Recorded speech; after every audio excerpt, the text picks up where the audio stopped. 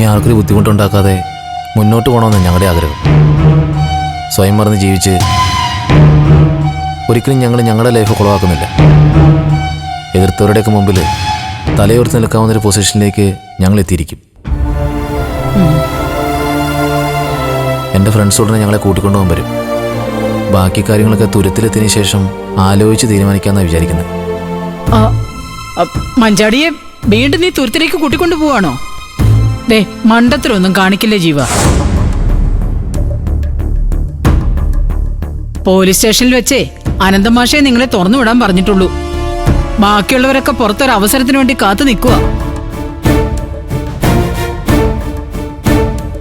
ഇപ്പോഴും അവരുടെ കൈവാക്കിന് നിങ്ങളെ കിട്ടിയ രണ്ടുപേരെയും രണ്ട് ദൂരത്തിലേക്ക് അവർ മാറ്റിയിരിക്കും. അത് ശരിയാ. ഇപ്പോഴും അവരുടെ കണ്ണില് നിങ്ങൾ ഒന്നല്ല, രണ്ട് വ്യക്തികൾ തന്നെ. അതെ, നിങ്ങൾ മാറ്റിയെടുക്കണം. നിങ്ങൾ ഒന്നാണെന്നുള്ളതിന് തെളിവുണ്ടാക്കണം. അതെ, 4 ആൾ അറിയെ തന്നെ നിങ്ങൾ രണ്ടുപേരും താലി കെട്ടി വിവാഹിതരാകണം. അതിനുശേഷമേ നിങ്ങൾ ഇനി പുറത്തിറങ്ങാൻ പാടുള്ളൂ. അല്ലെങ്കിലേ നമ്മൾ ഇതുവരെ ചെയ്തതൊക്കെ വെറുതെയാവും.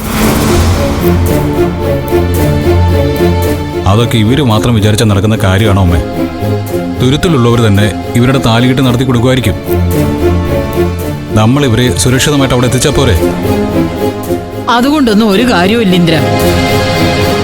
ജീവൻ രാജിന്റെയും മഞ്ചാടിയുടെയും ബന്ധുക്കളുടെ മൂക്കിൻ തുമ്പത്ത് വെച്ച് അവരുടെ കല്യാണം നടത്തണം. എങ്കിലേ നാട്ടു നടപ്പ് മാനിച്ചെങ്കിലും അവരിവരെ ഭാര്യ ഭർത്താക്കന്മാരായി അംഗീകരിക്കാൻ പോകുന്നുള്ളൂ.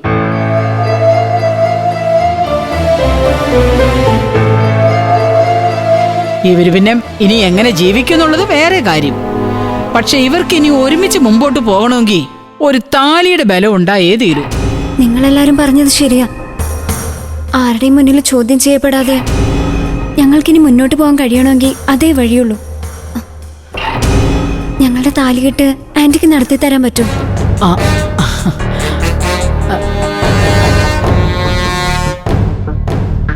അതിനുള്ള നന്ദിയും കടപ്പാടും എന്നും ഞങ്ങൾക്ക് ആന്റിയോടുണ്ടാവും. അയ്യോ, എനിക്ക് തിരിച്ചൊന്നും വേണ്ട മഞ്ചാടി. ദൈവമായിട്ട് നിങ്ങളെ എന്റെ മുമ്പിൽ എത്തിച്ചത് ഒരു നിയോഗമായിട്ടാ ഞാൻ കാണുന്നത്. അതുകൊണ്ട് ഈ സുശീല ഒരിക്കലും പാതി വഴിയിൽ നിങ്ങളെ ഉപേക്ഷിച്ചു പോവില്ല.